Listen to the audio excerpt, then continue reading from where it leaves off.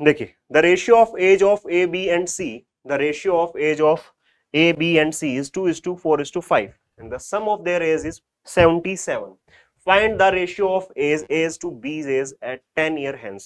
आ गया ना next question भी एज पे आपके पास में, ठीक है। तो एज इंपॉर्टेंट टॉपिक है और लगातार 2 क्वेश्चन आपके पास में यहाँ पे हर पेपर में आपको 2 1 से 2 102 क्वेश्चन आपको मिलते जाते हैं, ठीक है।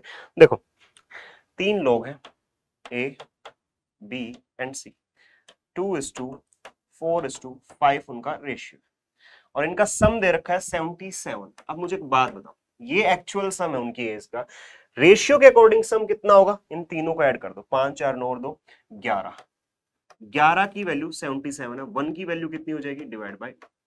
और आप एक बात बहुत अच्छे से जानते हो, एक बात बहुत अच्छे से जानते हो रेशियो की प्रॉपर्टी, कि रेशियो में हम किसी नंबर का अगर मल्टीप्लाई करते हैं तो कभी सिंगल साइड से मल्टीप्लाई नहीं होता, कंप्लीट मल्टीप्लाई होता है। मुझे किसकी एज चाहिए? ए की चाहिए और बी की चाहिए, ठीक है।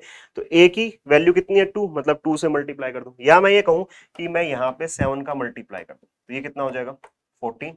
और मुझे बी का कैलकुलेट करना है 7 28। देखो मुझे सी से कोई लेना देना नहीं है, क्यों? क्योंकि यहाँ पे सी के बारे में कुछ पूछा नहीं है, छोड़ दो ना, क्यों एक्स्ट्रा लिखना है, क्यों हमें 14 28। लेकिन एक बात बोली गई है, क्या?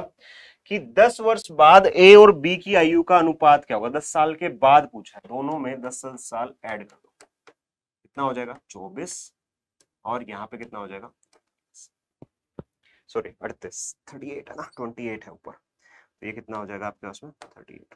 अब यहाँ से रेशियो कैलकुलेट करना है, तो स्मॉलेस्ट फॉर्म में ले आओ इसको, 12:19, ठीक है, 12:9। सी इज द राइट आंसर, सी आपका राइट आंसर हो जाएगा। क्लियर है? इतना समझ में आया सबको? नेक्स्ट